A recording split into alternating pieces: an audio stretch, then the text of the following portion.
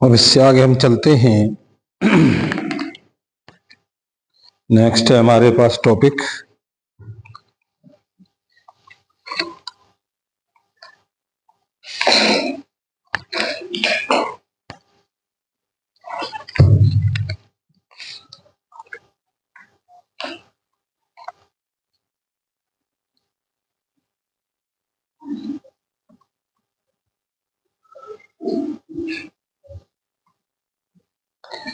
एक प्रॉब्लम है आपके पास।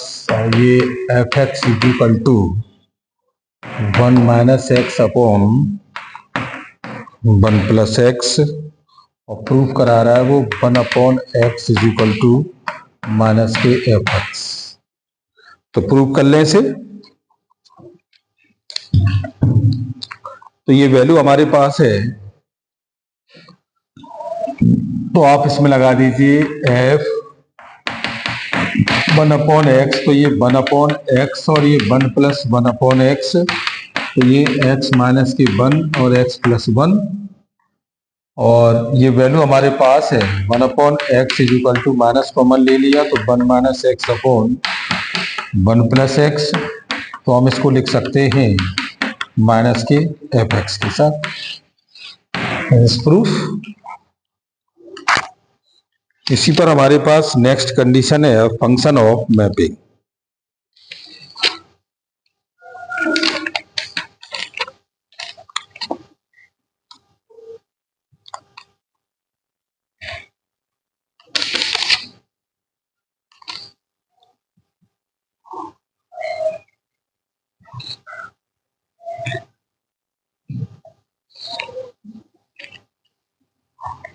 अब सॉल्विंग द ट्रिग्नोमेट्रिकल इक्वलिटी, ये कह रहा है सॉल्विंग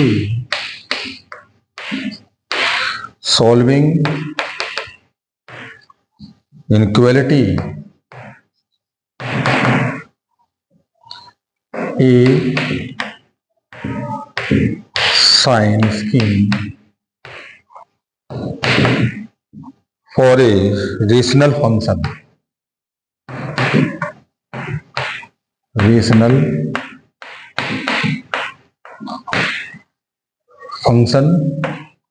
और बी है सॉल्विंग ट्रिग्नोमेट्रिकल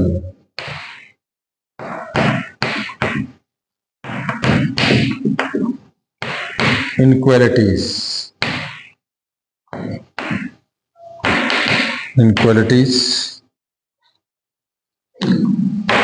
फर्स्ट है हमारे पास ट्रिग्नोमेट्रिकल इनक्वलिटीज।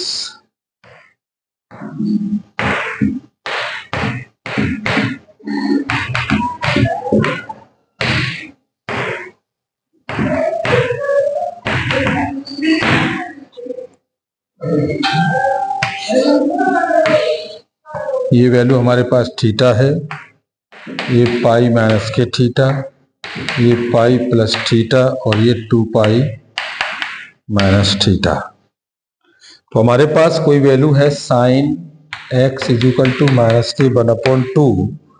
तो एक्स बिटवीन 0 एंड 2 पाई, तो 7 pi by 6 and 11 pi by 6 के साथ। तो हम यह कह सकते हैं cos x is equal to minus के 1/2 है, तो वो 0 और 2 pi and 2 pi upon 3 and 4 pi upon 3 के साथ। और अगर ट्रिग्नोमेट्रिकल फंक्शन में हमारे पास है ये tan x is equal to minus के √3, तो यहां हो जाएगा two value of the x between 0 and 2 pi or 2 pi upon 3 and 5 pi upon 3 के साथ। 2 pi upon 3 and 5 pi by 5 के साथ। ट्रिग्नोमेट्रिकल इनक्वलिटी में हम चले जाएं। नेक्स्ट हमारे पास केस है ट्रिग्नोमेट्रिकल इनक्वलिटी में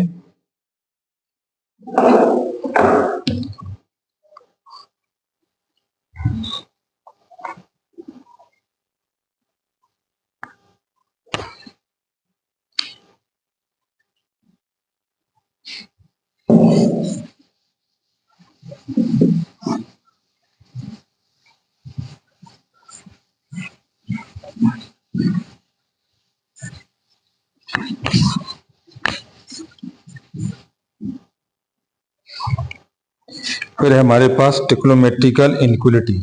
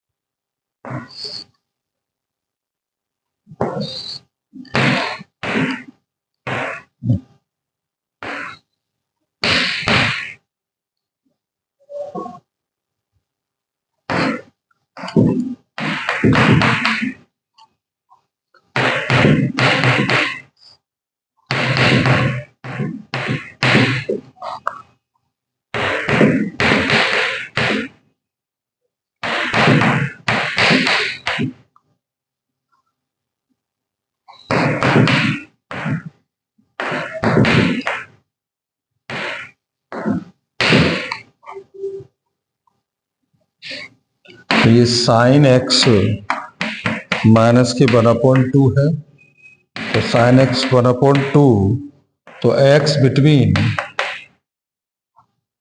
ये आ जाएगी 0 एंड 2 पाई और 7 pi by 6 and 11 pi by 6 के साथ।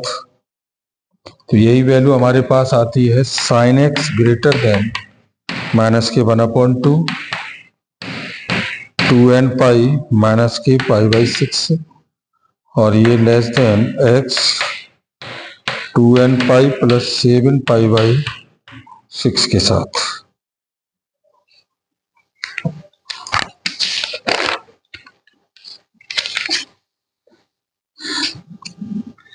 इसके बाद हमें मिलता है how to find the range of the function. तो first of all find of the domain, first all of the find the domain.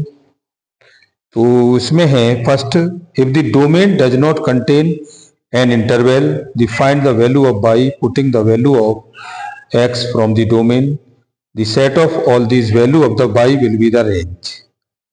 Second point, if domain is the set of all real number r, set of all real number expect a few point, then express x in terms of y, and from this find there is the real value of y for which x is real and belong to the domain. और third है fx is a continuous function and domain f is a finite interval, then find the least and greatest value of y for value of x in the domain. If alpha and beta, the least and greatest value of y for the value of x in the domain, f alpha and beta. Some function, explicit and implicit function. If a relation between x and y such that y can be expressed in the terms of the x and y is an explicit function of the x, otherwise in the implicated function of the x. Implicated of the function x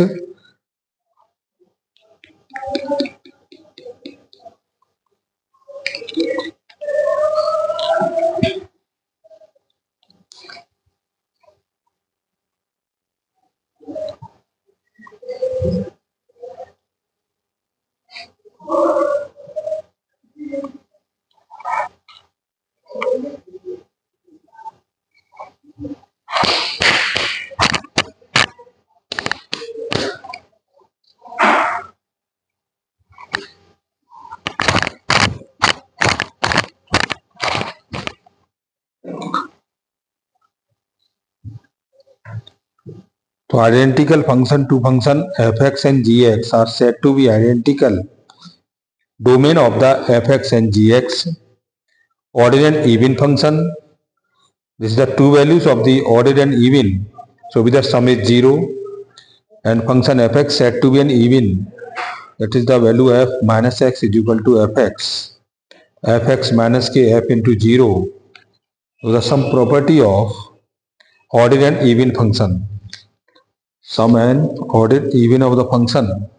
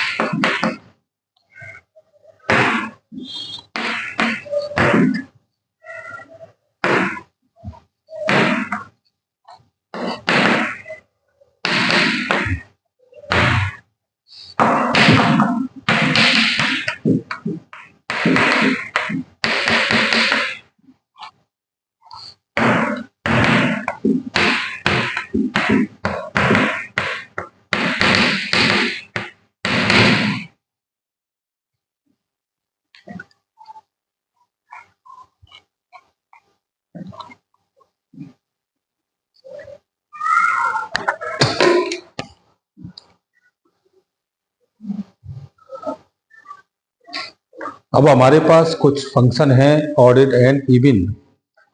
तो ये कह रहा है कि odd and even function, a function f x set to be an odd function, f minus x is equal to minus के f x, f minus x plus f x is equal to 0। तो function f x set to be an even function, f minus x is equal to f x.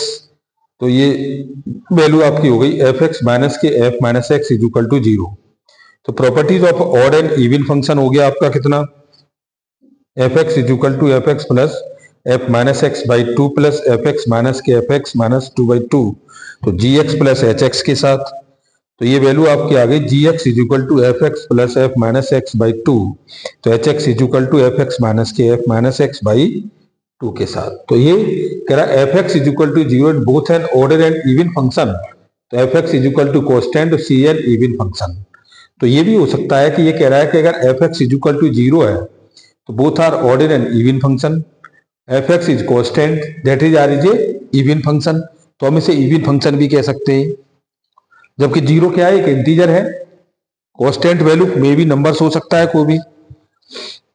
अब periodic function में हम जान चुके हैं पीछे। अब सम स्पेशल फंक्शन कौन कौन से हैं? ग्रेटेस्ट इंटीजर फंक्शन, ये बहुत इंपॉर्टेंट है और इसको समझना बेहतर है क्योंकि बहुत इसके स्पेशल केस हैं, उसको हम देखें।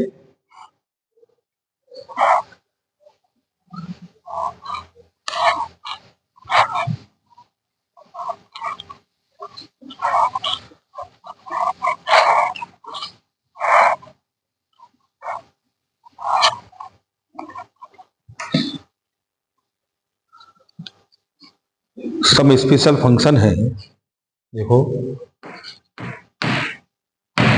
सम स्पेशल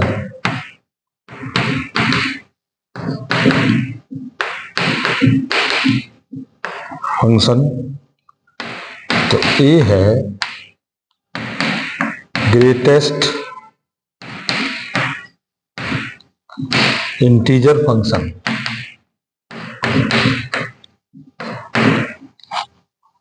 तो ये कह रहा है हमारे पास इस टाइप से एक है, तो ये denoted the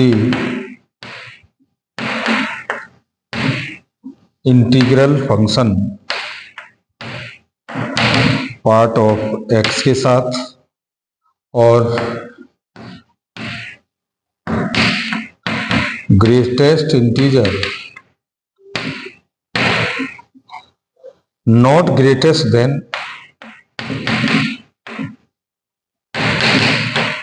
greater than x के साथ। तो आप कह सकते हो x is equal to x. Example base पर हम लेते हैं माइनस के 2.7 है, तो आप इसको -3 करेंगे और अगर माइनस ये प्लस के 2.7 है तो इसको 2 करेंगे और 2 अगर है हमारे पास इंटीजर में तो इसको हम 2 लिखेंगे। दूसरा हमारे पास b है, b x माइनस के x integral is denoted by x and if x is not an integer,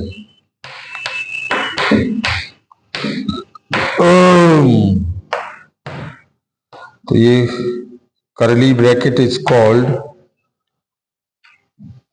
fractional part,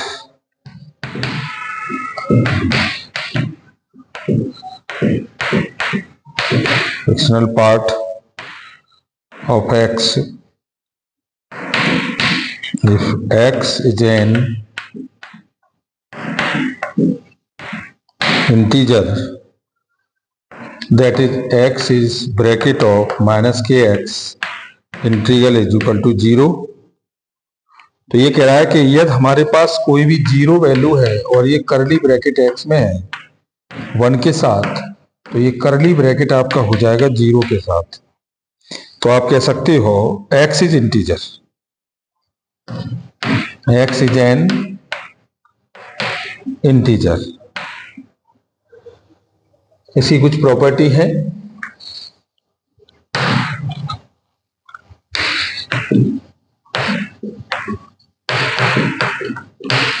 properties of greatest integer function.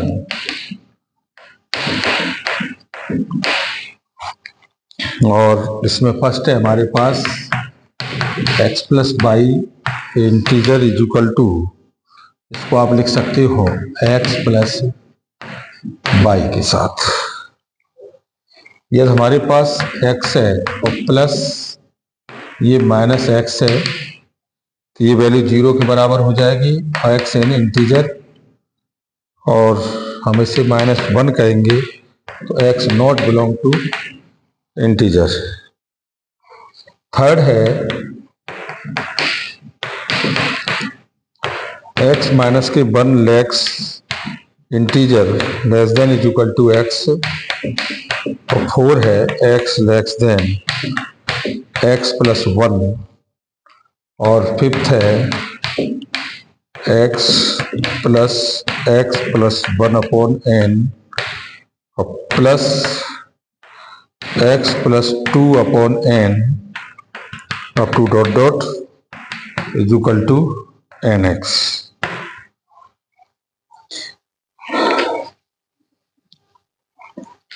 को समझ लीजिएगा। तो हमारे पास कुछ वैल्यू हैं सम स्पेशल फंक्शन में ग्रेटेस्ट इंटीजर के लिए। अगर x हमारे पास इंटीजर है तो ये हमारे पास, इसको आप integer x equal to x लिख सकते हैं। तो माइनस के 2.7 को हम माइनस के 3 और प्लस के 2.7 को हम 2 लिखेंगे, और 2 को हम 2 लिखेंगे। और x माइनस के x इंटीजर है बाई एक्स। अगर इसकी वैल्यू, अगर वो कहता है 0 से x की वैल्यू 1 के बराबर, तो x equal to 0।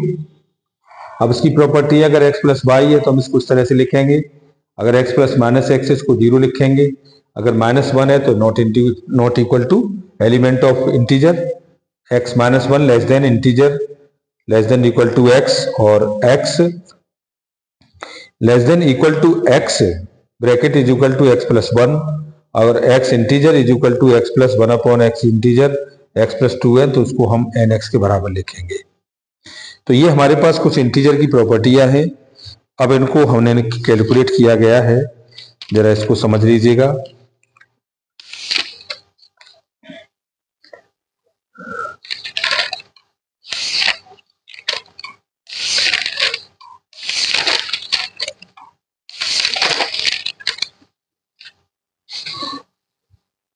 Case first है इसका,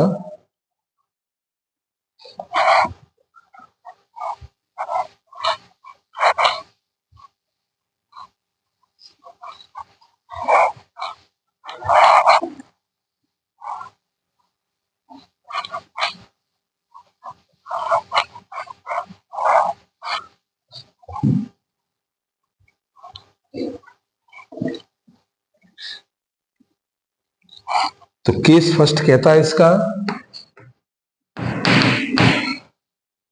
ये कह रहा है कि where r less than x less than r plus 1 upon n है, तो इसको लिखेंगे हम n r n x n r plus 1 के साथ। जबकि इंटीजर में आपके पास एन एक्स है तो उसको हम एन आर से लिखेंगे, और यदि आर एक्स है आर प्लस 1 अपॉन एन से, तो x integer is equal to r के बराबर हो जाएगा। तो r plus 1 upon n is equal to x plus 1 upon x r plus 2 upon n के साथ। तो ये वैल्यू हो जाएगी x plus 1 upon n is equal to r के साथ, और r plus n minus 2 upon n, तो ये x प्लस एन माइनस के 2 अपॉन एन, और ये r plus n minus 1 upon n, तो ये वैल्यू हो जाएगी x प्लस एन माइनस के 2 upon n is equal to r के साथ, और r प्लस एन माइनस के 1 एन x, और प्लस एन माइनस के 1 upon n r plus n upon n is equal to x plus n minus के 1 n is equal to r के साथ। और फिर आपके पास आता है एक्स प्लस, और ये x plus 1 upon n is equal to x plus n minus के 1 upon n is equal to n r. इसको आप लिखेंगे एन एक्स को इंटीजर में। तो ये वैल्यू आपके पास आ गई n x is equal to n r. तो n x is equal to ये एन आर के साथ आ गई। अब केस सेकंड क्या कहता है? केस सेकंड कह रहा है वो कि यदि r plus 1/n less than x और आर प्लस 2/n हो तो ये वैल्यू हो जाएगी n r plus 1 n x n r plus 2 के साथ। तो एन एक्स का integer is equal to n r plus 1 के साथ। तो r plus 1/n x r plus 2/n, तो ये हो गया आपका r is equal to r के साथ। और ये are plus 2/n x plus 1/n और less than r plus 3/n के साथ। तो x 1/n is equal to r के साथ। और ये x plus 1/n up to dot dot x plus n minus के 1/n is equal to n r plus 1 is equal to n x के साथ। ये हमारे पास केस फर्स्ट और सेकंड है। अब इसी तरह से हमारे पास r प्लस 3/n के साथ भी काम करेगा, तो उसको भी हम डिफाइन करेंगे। इसके बाद हमारे पास फैक्टर आता है नेक्स्ट लीस्ट इंटीजर फंक्शन। हमारे पास एक वैल्यू होगी लीस्ट इंटीजर फंक्शन। इनको हम और रीड करते हैं।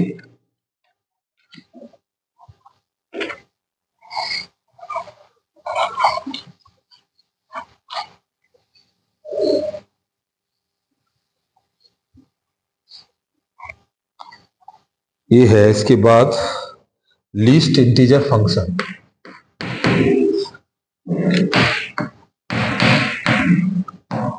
इंटीजर लीस्ट इंटीजर फंक्शन, और ये हमारे पास है x।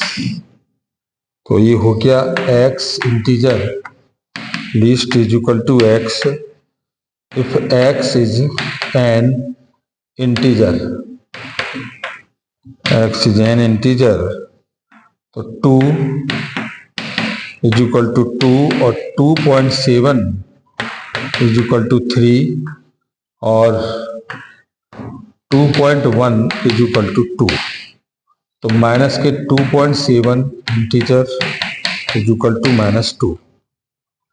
इसके बाद है नियरेस्ट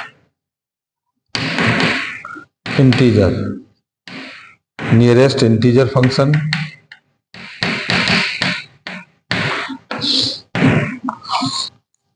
तो ये हो गया आपका x is equal to r if r less than x और r plus 1/2 where r element of integer is equal to r plus 1 if r plus 1/2 x और ये r एलिमेंट ऑफ i और 2.7 is equal to 3। तो 2.5 is equal to 2 और minus के 2.7 is equal to minus के 3।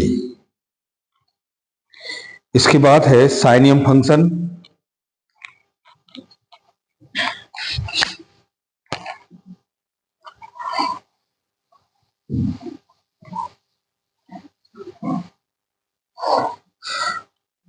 इसके बाद आपको मिलेगा साइनियम फंक्शन g साइनियम फंक्शन। तो ये कह रहा है कि यदि हमारे पास x कोई वैल्यू है और इसको ऐड मॉड x के साथ लिखते हैं या 0 के साथ, तो ये कह रहा है x नॉट इक्वल टू 0 और x is equal to 0 is equal to, और ये 1 0 -1 x greater than 0 x is equal to 0 x less than equal to 0 और इफ और ये fx इज ए पोलोनोमियल